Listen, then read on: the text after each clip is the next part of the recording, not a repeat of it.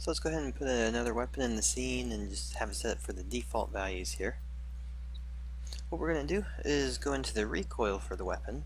So there are a couple of different recoil types, but in our primary fire, the first one we'll take a look at is going to be the recoil for the actual shooting state. If you want to have a kickback effect to it, you just want to make sure that you turn recoil on. The kickback, this is just going to be, it's a positive direction is adding force in the direction the player is going. A negative direction pushes the player back.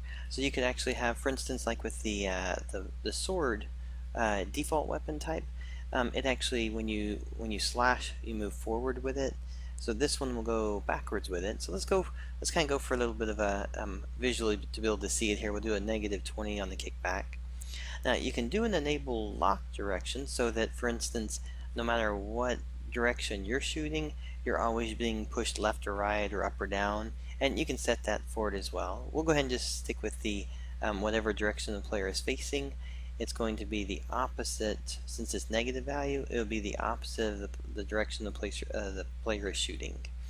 Alright, so we'll do a -20 on it, and let's be sure we had a little bit more of a walkway here.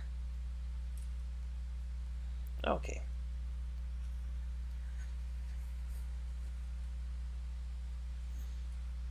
And this actually, we can turn off gravity too so we can see the other directions. So if I'm facing this when I shoot, notice now the player gets pushed back as he shoots.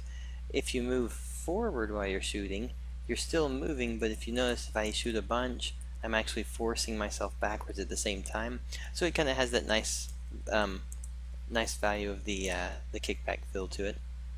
Alright, and then one more with this state, just so we can see it. We'll put in the player. Let's just change the player gravity here real quick. So we'll turn the player gravity off. And then when we do it this time, we can actually we'll just do different angles so you can see it forcing the player back at up, down at angles. Alright, so if I have the weapon, I move around and I'm looking upwards. If I shoot down, it's going to start forcing me that way and doing the other this way. And then same goes with the angles. My keyboard here, see if I can get the angle right here. There we go. So then you can shoot back this way.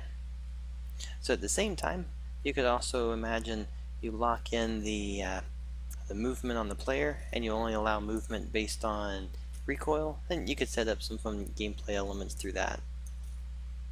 Alright, so this can be recoil, and then again those other options for locking recoil, and we can take a look at that next.